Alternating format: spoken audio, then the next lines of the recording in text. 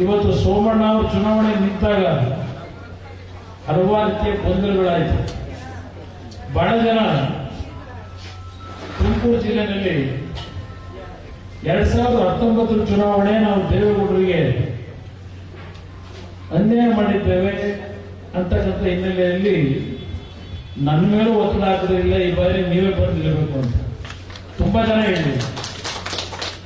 ಅದರಲ್ಲೂ ನಮ್ಮ ಸುರೇಶ್ ಗೌಡ್ರಂತೂ ಬಹಳ ಹಿಂಸೆ ಕೊಟ್ಟಿದ್ದಾರೆ, ನೀವು ಬಂದು ನಿಲ್ಲಬೇಕು ಅಂತ. ನನಗೆ ಗೊತ್ತಿತ್ತು ಈ ಕ್ಷೇತ್ರದಲ್ಲಿ ಈ ಬಾರಿ ನಾವು ಯಾರನ್ನೇ ಅಭ್ಯರ್ಥಿ ಮಾಡಿದ್ರು ಎರಡೂ ಪಕ್ಷಗಳ ನಮ್ಮ ಕಾರ್ಯಕರ್ತರು, ನಮ್ಮ ನಾಯಕರು ಯಾರು ಎಷ್ಟೇ ಕುಟುಂಬದ ರಾಜಕಾರಣ ಮಾಡಿದ್ರು ಲೋಕಸಭೆಗೆ ನಮ್ಮ ಎರಡು ಮೈತ್ರಿಯ ಪಕ್ಷದ ಅಭ್ಯರ್ಥಿಯನ್ನ ಆಯ್ಕೆ ಮಾಡ್ತೀರಿ ಅಂತಕ್ಕಂಥ ವಿಶ್ವಾಸ ನನಗಿತ್ತು.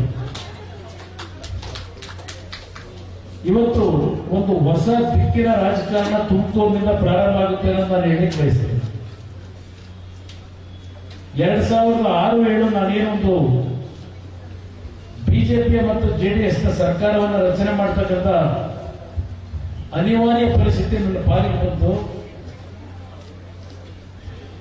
ಬಹುಶಃ ಅಂತ ಒಂದು ಆಡಳಿತ ಹಿಂದೆನೂ ಬಂದಿರಲಿಲ್ಲ, ಮುಂದೂ ಬರುತ್ತೋ ಇಲ್ಲೋ ಅಂತಕ್ಕಂಥ ರೀತಿಯಲ್ಲಿ ನಿಮ್ಮಲ್ಲಿ ವಿಶ್ವಾಸ ಗಳಿಸ್ಕೊಂಡ್ರು ನಾವು. ಆದರೆ ಕೆಲವು ಕುತಂತ್ರಗಳಿಂದ ಆ ಸರ್ಕಾರ ನಾವು ಮುಂದುವರಿಸಲಿಕ್ಕಾಗಲಿಲ್ಲ. ನಾನು ಅವತ್ತು ಆ ಸರ್ಕಾರ ಮುಂದುವರಿಯಬೇಕು ಅಂತ ಆಸೆ ಪಟ್ಟಿದ್ದನು.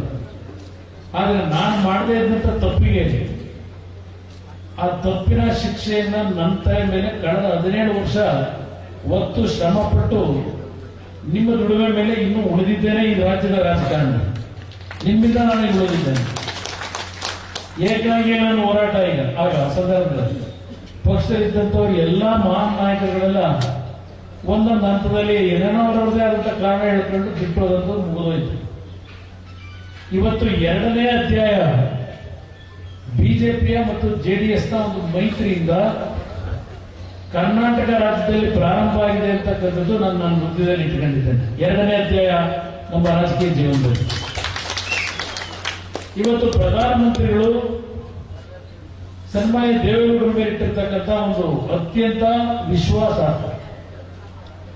ಬಹಳ ಗೌರವ ಇಟ್ಕೊಂಡಿದ್ದಾರೆ ದೇಶದ ಪ್ರಧಾನಮಂತ್ರಿಗಳು ದೇವೇಗೌಡರ ಮೇಲೆ.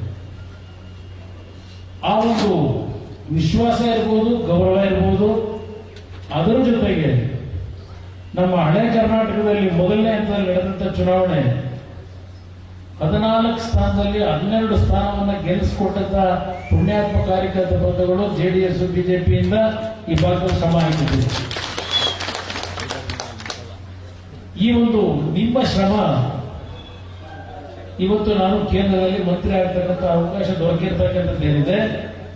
ನಾನಿವತ್ತು ಮಂತ್ರಿ ಆಗಿದ್ರೆ ಅದ್ರ ಕೀರ್ತಿ ಕಳೆದ 17-18 ವರ್ಷದಿಂದ ನನ್ನನ್ನು ಸಾಕಿದ್ದೀರಲ್ಲ, ನಿಮ್ಗೆ ಏನೇ ಕಷ್ಟ ಸುಖ ಇರಲಿ, ನಿಮ್ಮ ನೋವುಗಳಿರಲಿ ಎಲ್ಲ ಮರೆತು ಇಲ್ಲಿಯವರೆಗೆ ನನ್ನನ್ನೇನು ಕಾಪಾಡ್ಕೊಂಡ್ಬಂದ್ರಿ, ನನಗೆ ಶಕ್ತಿ ಕೊಟ್ಕೊಂಡ್ ಬಂದಿದ್ದೀರಿ. ನಿಮ್ಮ ಶಕ್ತಿಯಿಂದ ಇವತ್ತು ನನ್ನ ದೆಹಲಿಯಲ್ಲಿ ಮುಗಿಸಿದ್ದಾರೆ. ನಾನು ಮಂತ್ರಿ ಆಗಿದ್ರೆ ಅದರ ಸಂಪೂರ್ಣ ಫಲ ನಿಮ್ಗಳೇ ದೊರಕಬೇಕಿದೆ.